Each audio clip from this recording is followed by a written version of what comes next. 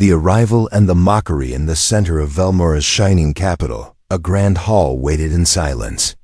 Golden towers stood around like guardians. Crowds of alien nobles filled every seat, their eyes glowing with pride and power. This was not a normal day. Today, a human had been invited inside their most sacred chamber. His name was Darren.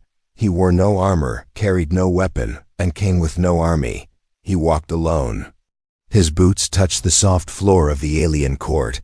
His face was calm, his eyes sharp. His steps slow but fearless. The air inside the court was heavy. On tall seats above the hall sat the three daughters of King Velmer. Their names were Lyra, Vea, and Mira. Their beauty was famous across stars, but so was their pride. Each one held a crystal staff. Their gowns sparkled like night skies. They whispered among themselves, laughter hidden behind proud hands. To them, this human was nothing but a walking joke. Darren stopped in front of them. His message was clear.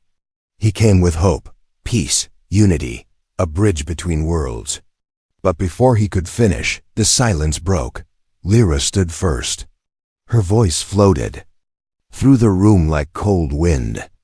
She asked if humans were still using fire to cook their food. Some aliens laughed. Vea joined, asking if Darren even knew how to use space travel or if he arrived by accident. Then Mira said she had seen better-looking creatures in the royal zoo. More laughter followed. Darren said nothing. His hands stayed by his sides. He did not shout. He did not walk away. His eyes looked up at them, not with anger, but with something stronger. He let their words pass over him like smoke. The hall continued to laugh, but one figure did not move. King Velmer sat in silence above them all. His face showed no smile. His eyes watched everything, every word, every laugh, every insult. He tapped the armrest of his throne, slowly, once, twice, then stopped. Darren bowed his head and turned to leave. Behind him, more laughter followed, but the king raised his hand. The room fell silent again. He spoke no words. Not yet. But inside his mind, a decision had started forming. In his heart, justice was sacred. And what his daughters had done was not strength. It was shame. The moment passed, but something had changed. The human walked out with dignity. The court did not understand yet. But the king had seen what others missed. The story had only begun. The king's judgment begins. Night fell over the towers of Velmora. The sky above the palace turned silver. Stars blinked like quiet watchers. Inside the royal chambers, King Velmer sat alone. His eyes looked far beyond the walls. His mind stayed heavy. His daughters had crossed a line, not just as royals, but as leaders of their people. Honor was not just in power or pride. Honor was also in respect, and today they had lost that. He sent a silent command. Within minutes, 2 guards appeared at his door. The king told them to bring Darren. No throne room, no crowd. A private meeting. The guards nodded and left without sound. Darren stood on the palace balcony, staring at the strange stars. The Velmoran sky held no moon, only glowing rivers of light. He did not look angry. He did not look hurt. But inside him, a storm lived quietly. He had faced many enemies, many battles, but never something like this. Mockery without reason. Shame without cause. Soon, the guards reached him. One spoke with respect. The king wanted to meet. Darren gave a short nod and followed. Inside the royal study, the walls held ancient maps. Strange weapons rested in cases. Old flags told stories of war and peace. King Velmer stood near the table. He did not sit like before. He turned as Darren entered. No guards remained. No nobles, just 2 men from 2 worlds. The king began with calm words. He spoke about Velmoran values. He spoke about pride, duty, respect. He spoke about his daughters. He knew what they did was wrong. He said there. Laughter had stabbed deeper than any blade. Darren listened. He gave no fake smiles. He simply nodded. Then the king asked a question. What would humans do in his place? Darren took a moment. Then he spoke with steady words. He said where he came from. Pride was not in how loud one laughed, but in how well one stood alone. He said, mocking others showed weakness, not strength. He said he came for peace, not insult. He came for unity, not pity. But if Velmora did not want the alliance, he would leave without war, without threats, without shame. The king looked at him in silence. Then he smiled, but not with joy. It was a smile that carried weight. He thanked Darren for his honesty. He said the court would soon understand the value of what they almost threw away. Before Darren left, the king spoke one last thing. He said change was coming, a different kind of justice. Not with fire, not with swords, but with choices that none could escape. Outside the study, the air felt colder. Darren walked through empty halls with quiet steps. Servants watched him pass. Some whispered. Some looked away. In another part of the palace, the three princesses sat in their private chamber. They still laughed, unaware of what the king had planned. To them, it was only a funny memory now. A story to tell at feasts. But deep inside the heart of the palace, the king wrote something. A royal order. A decision sealed with the crest of his bloodline. His daughters had mocked a guest of peace. Now they would learn what peace truly meant, not with force, not with prison, but with fate. Velmora and justice would not come like thunder. It would come like a vow. Royal decree. The marriage order. Morning rose over the shining spires of Velmora. The city began to stir. Lights blinked on across floating platforms. Skyriders flew low, carrying messages and trade goods. But inside the palace, something more serious moved through the air. A grand council was called. Servants ran through halls. Guards stood tall in polished armor. Nobles gathered in the royal dome where law and fate were shaped. The energy was sharp. The reason for the meeting was unknown, but the king's tone had been final. No delay, no excuse. The three princesses arrived together. Lyra in a robe of golden fire, Vea in silver with storm symbols, Mira in deep green like forest leaves. Their steps were proud, their eyes bright. They walked with the belief that nothing could touch them, that they stood above fear, above questions. To them, today was just another council, another speech, another boring ritual. Darren was there too. Not on the high seats, not among nobles, but standing near the center where warriors once stood. He wore simple clothes, not royal cloth. But his presence carried weight. His silence pulled eyes. Many wondered why the human had been summoned again. Whispers floated through the dome like leaves in wind. Then King Velmer entered. His crown glowed faintly under the skylight.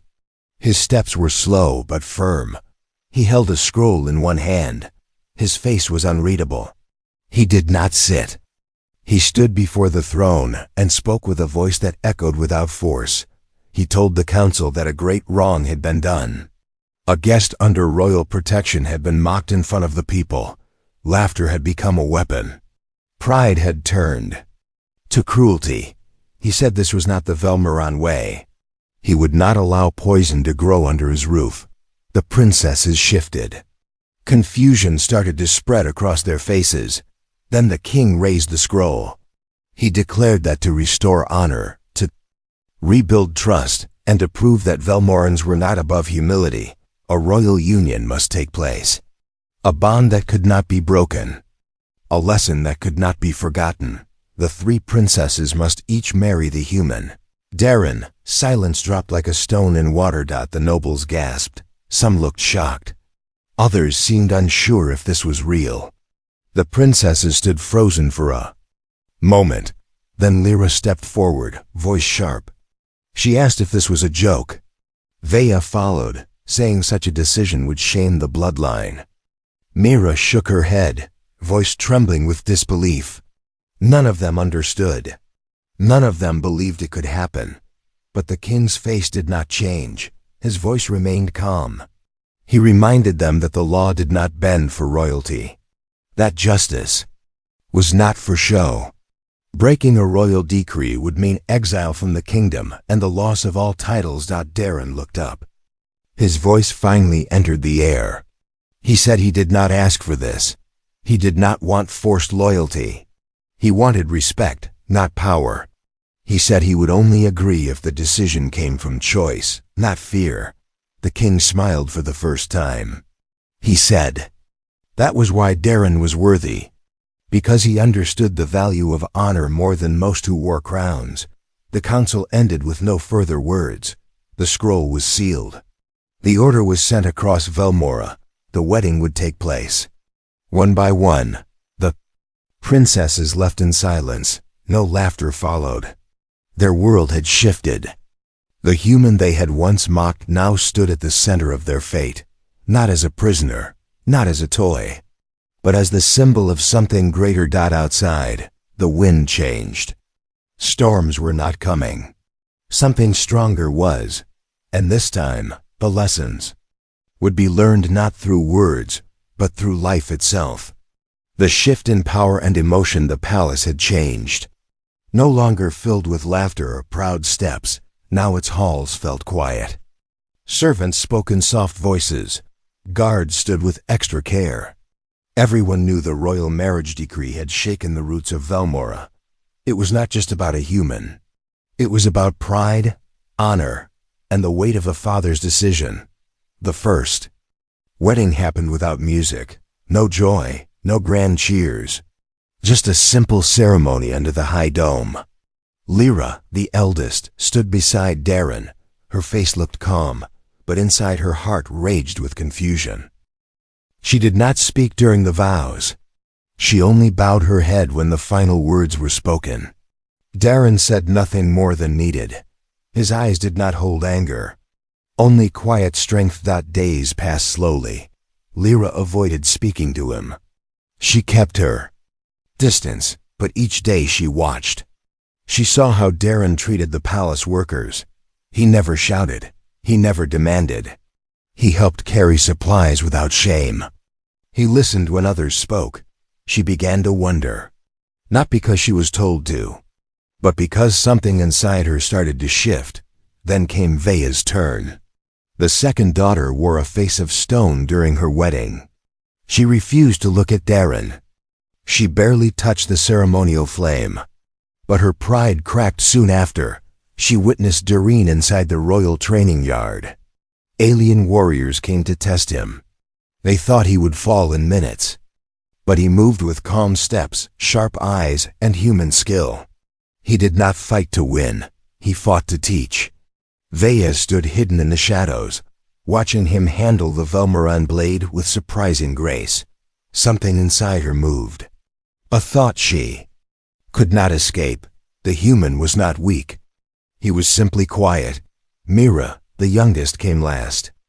She had always been the kindest of the three, but still shared the pride of her sisters.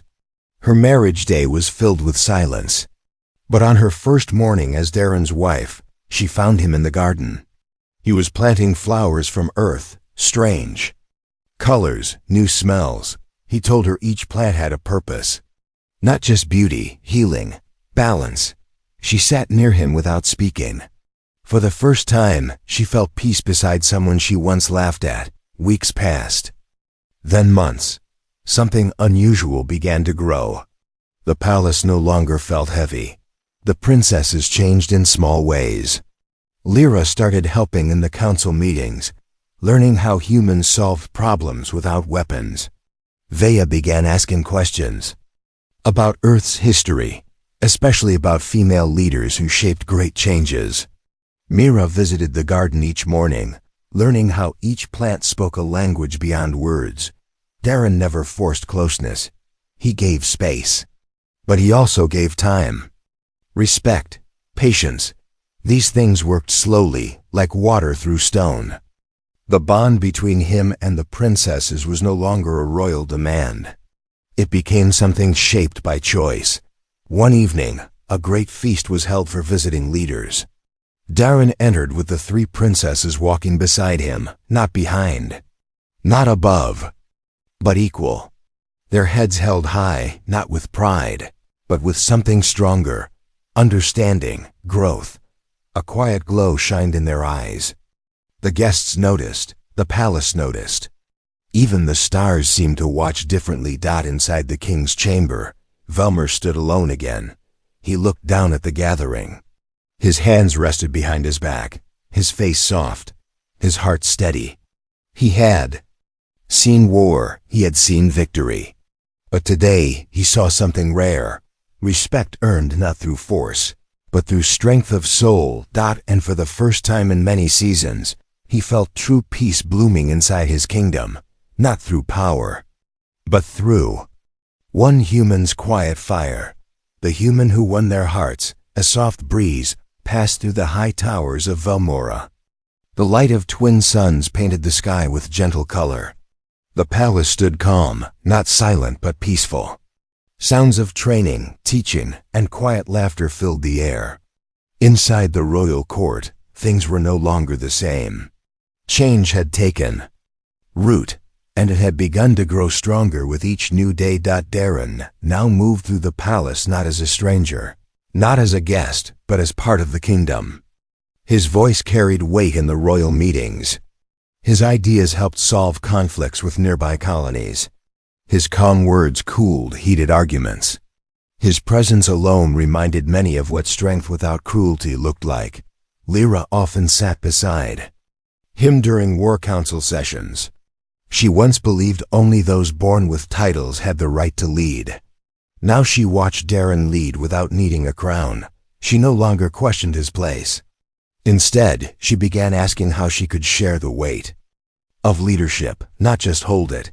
Vea took charge of education for young Velmorans. She used to see humans as simple, but now she told stories of Earth's thinkers, healers, and explorers. She taught young minds the value of wisdom, not just speed or strength. She once laughed at Earth. Now she wanted to learn its languages, its ways, its history. Mira continued to walk with Darren each morning. The garden had grown into something more.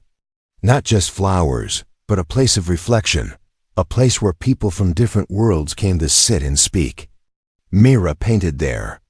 Now, she used colors inspired by Earth. When asked why, she always smiled and said, "Because he showed her that beauty can bloom even after insult." But change did not only stay within palace walls. One day, a sudden attack shook a nearby border station. Rebels from the outer system threatened to destroy trade paths and peace talks. Velmora's guards prepared for battle, but the king chose something else. He turned to Darren. Darren did not take weapons. He took words. He traveled to the edge of Velmoran space with a small team. He met the rebel leader face to face. He listened. He spoke with truth. He offered more than deals. He offered understanding. He returned days later with peace. Not forced, chosen. The people of Velmora now saw what the king had seen long ago. The human who had once been mocked was not weak. He was fire hidden in quiet breath.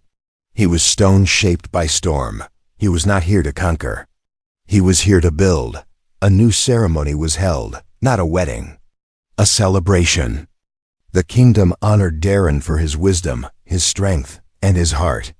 The king gave him a symbol not of power, but of unity, a crystal star shaped by both Velmoran and Earth design. It was placed in the Hall of Honor, where only the greatest leaders had space. As the night of the celebration ended, Darren stood under the open sky. Beside him were Lyra, Vea, and Mira. No longer bound to him by law, they now stood with him by choice. Their hands rested in his. Their hearts spoke without sound. The stars above seemed brighter that night. The palace light softer.